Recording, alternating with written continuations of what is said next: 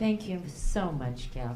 His music, I could listen to him, I swear, all day long. Just that beautiful voice, and so reflective. It gives us that opportunity to really go within and determine either we are right about the problem or God is right about the solution.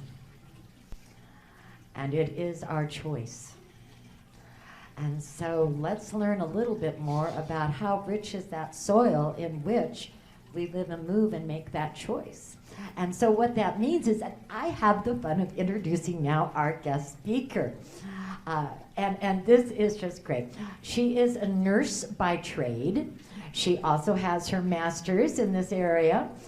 She is a practitioner as well as a ministerial intern down in Phoenix at the new Vision Center of Spiritual Living. Now, I absolutely loved how she got her start in the science of mind, because I asked her that. And she said, I had one of those cards, a subscription card to the Science of Mind magazine. And so she kind of thought, well, why not? And so she sent it in. And she said when the articles, the magazine started to come in, she said she read them from cover to cover and just loved what she read. Well then, and I always get a kick out of spirit, because spirit is always at play. Isn't that right, Gail? As you say, whatever you're planning, yeah, it's true. Well, anyway, she was at a used bookstore in the youth section, and there was a Science of Mind textbook, obviously misplaced in the wrong area or whatever, but it was on sale for $5. So we bought that. And then what happened next, because Spirit was not done yet having fun with our beautiful Karen, was that she went to the New Vision, and she decided almost the very first, almost from the get-go, to join the choir. And she sat between Reverend Leslie Goodwin and Reverend Michelle Madrano. Now, how cool is that? And anyone who knows those two ladies, oh my goodness. Well, anyway, she said it was among all the singing and the laughter that she knew these were my kind of people. Well, I'm going to share with you, we are delighted that this morning she is our kind of people. I invite now the future, and let's make that affirmation together as a ministerial intern, the future Reverend Karen. Okay.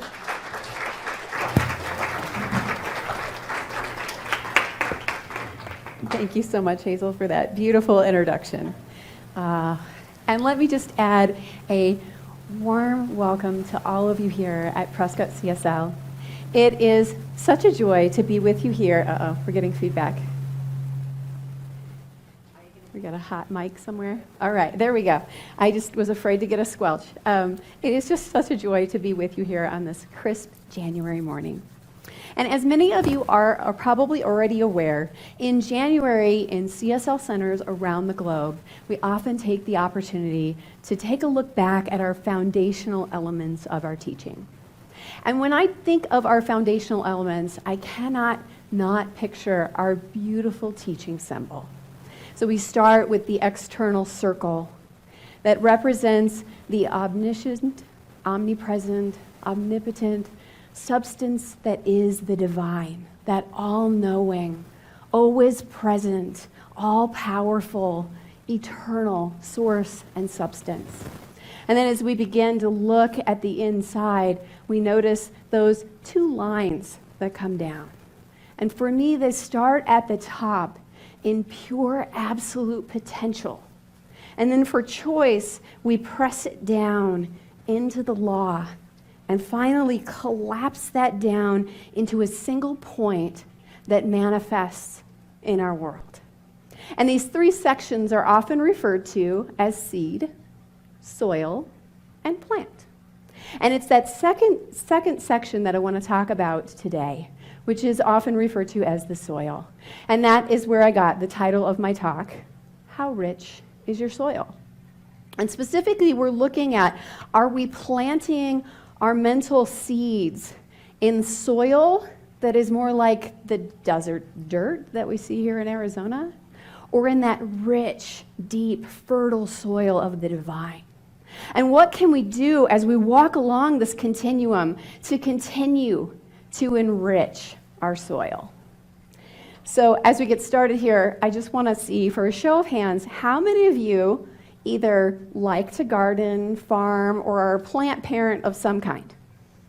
Oh, look at that. We've got like at least half the room. And I'm sure there's some of you online raising your hands as well. Well, full disclosure, I am a bona fide tree hugger. I absolutely love nature and everything in it and our beautiful thing we call Mother Earth. I do not, however, have a garden. What I do have are a ton of people around me who do.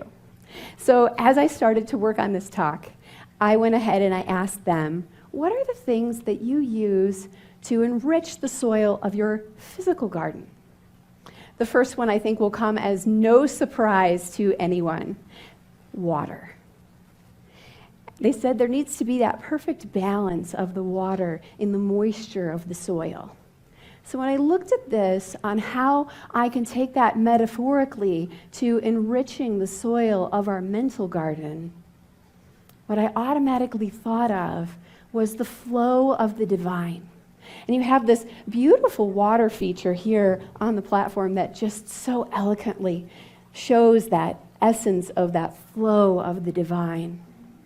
And I remember early on in my journey with CSL taking a class, and a teacher told us to close our eyes and just imagine a beautiful forest. And that in this forest we could hear that trickle. We can all hear the trickle of the fountain behind me. And that as we walked closer, we could see the stream. And then we were invited to step into the flow. And I stepped in, arms wide open. Oh, it was awesome. I could feel the power of that flow. What an amazing visualization. I held on to that.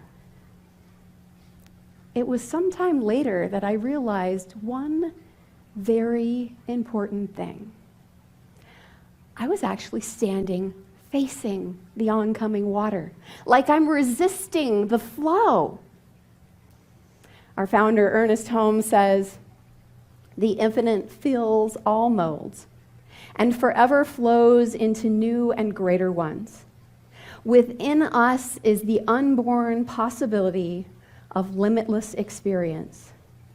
Ours is the privilege of giving birth to it." Now, I don't know about you, but I can't figure out how the heck we could give birth to anything if we're resisting it. If we're pushing against it, it certainly cannot come through us. And so the gift here is to turn 180 degrees so that we can sit down and be submerged in that divine flow, allowing Sweet Spirit to carry us, having faith and trust that it will always guide us to where we are meant to be. The second item or way that we can enrich our soil is with organic material. And organic material is a pretty broad topic. And I did consider for a moment talking about the gift in days that feel like fertilizer. But I ultimately landed on another topic. It's something called ground cover. And among other things, ground cover are plants that can often be left in the field so that they can be turned in and become upon themselves pieces and items of things that enrich that soil.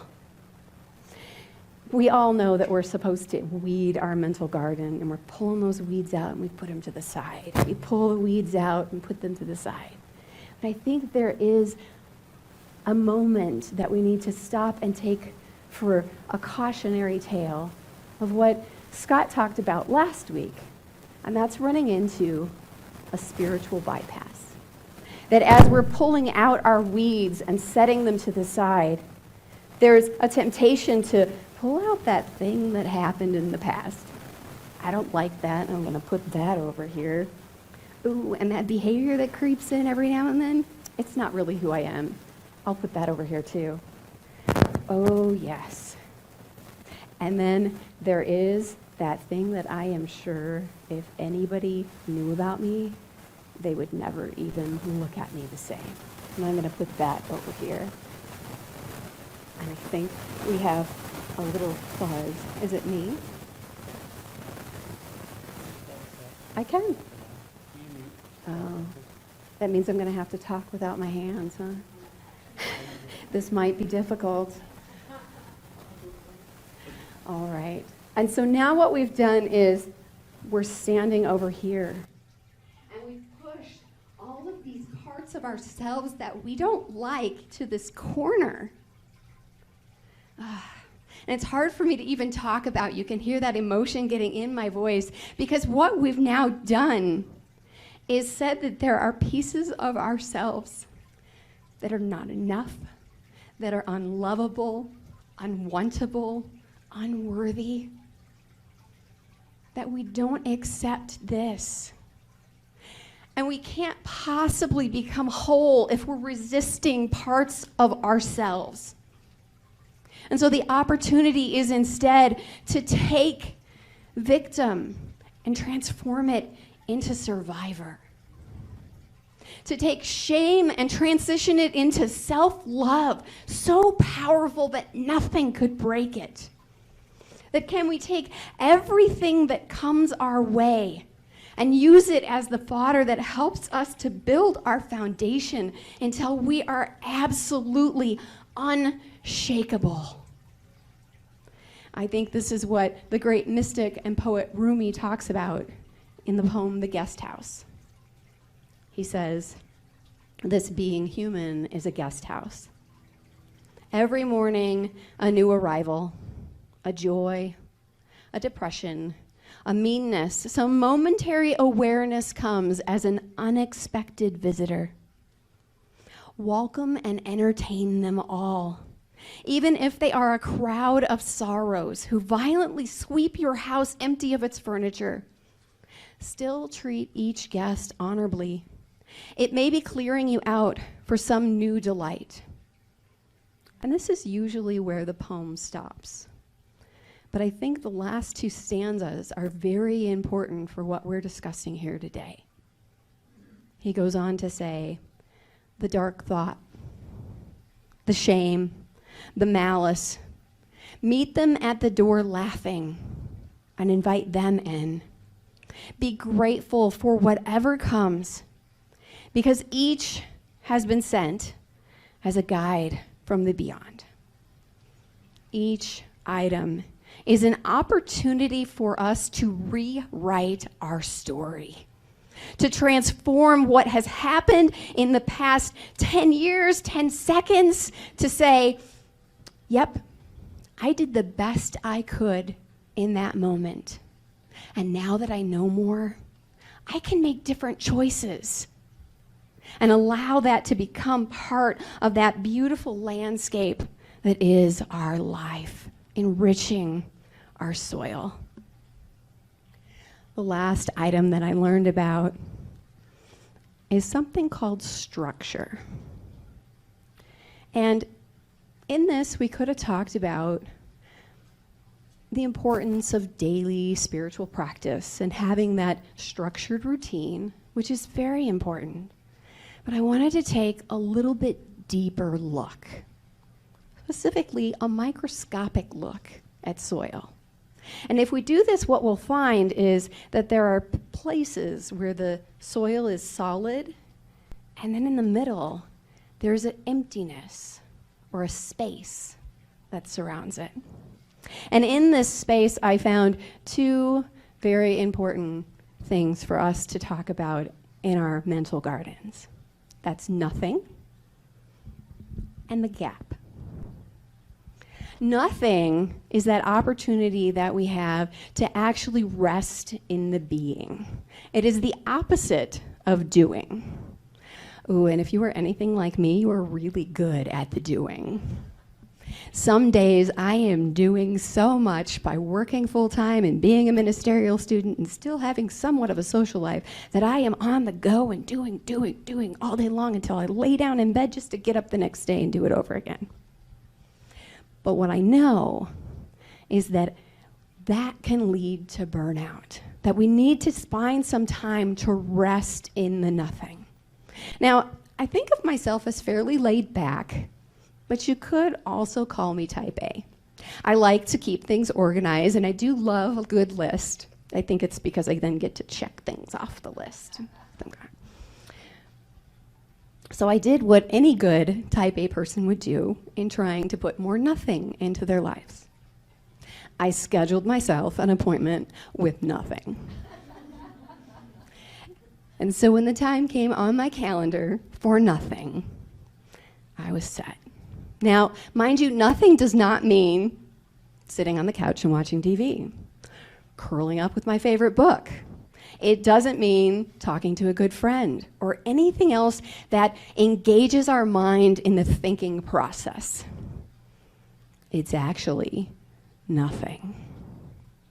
And you may find if you try this, that'll happen to you what happened to me. I was like, okay, I'm just gonna sit here and breathe and just be. And about 5 minutes in, I'm like, oh, I should write that. Where's my phone? No, you didn't bring it over here because you're supposed to be in the nothing. So I did take the opportunity to write that on the list because, type A after all, I have to have my list. But the list allowed me to then rest back into that nothing and not worry or try to remember anything. And what I learned was that the more time that we take in the being, the more rich our doing is. It actually allows us to have that ability to tap deeper into our creativity and our intuition. That it's in the nothing that those ahas come on. And the next thing that I wanted to talk about is something I like to call the gap. And I see Gina over here that I know from New Vision laughing because she's heard me discuss this before. The gap is when we find ourselves in that place of uncertainty. It's when we've heard the call and we know that something has ended, but we're not quite yet clear on what the new beginning will be. And this place is not something that is comfortable. And a good friend of mine, Reverend Elijah, says, you need to get comfortable with the discomfort. And I thought, well, gosh, doesn't that sound like fun? But really, he's absolutely right.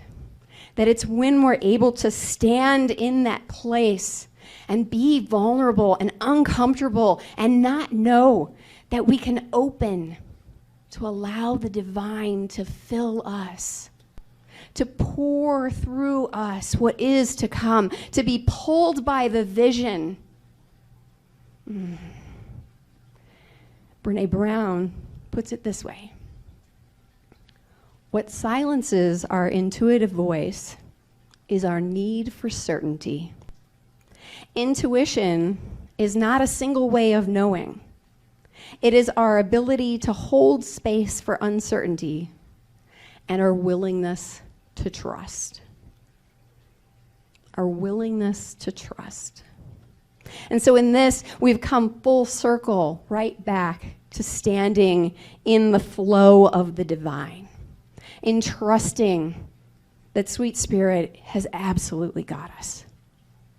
What I also know is true is that as we each take time to continue to enrich our own mental garden, that ripples out to affect everything around us. And that includes this beautiful community, the CSL's Prescott Center.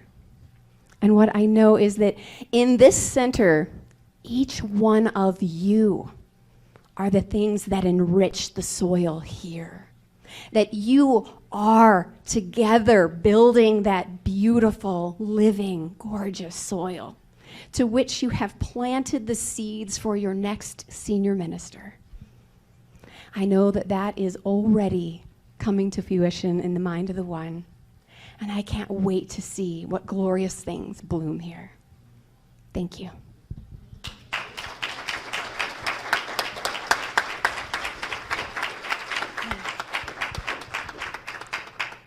And so let's just take this into prayer. And just breathing into that space, into that place where we know that we know that we know that there is only one presence, one power, the source and substance of all things, in always, all God and all good. And what I know is this good shows up as love and grace and peace. And I know that we are each what it is. That in, as, and through every one of us is that same substance. That every cell and fiber of our beings are alive with that joy, with that grace and peace. And so I simply speak a word over every person in the sound of my voice, knowing that we are blessed. Blessed simply by being. That our very essence is the divine made manifest. That right here in this time that we are each in the process of growing and continuing to up-level the joy in our lives, that there is absolutely a space where we are that joy. That love is simply guiding, and directing every step of our way. I know that this is out picturing in our individual lives and also in the lives of this beautiful community. And so I simply call it good, and so very good. And I am so grateful to stand witness to these truths. So grateful to see the beauty that is unfolding before me right here, right now. And so I simply cast these words forth into the law, letting them go and letting them be, knowing that sweet Spirit already said, yes, my beloveds, yes. And we affirm and know this together by saying together, and so it is.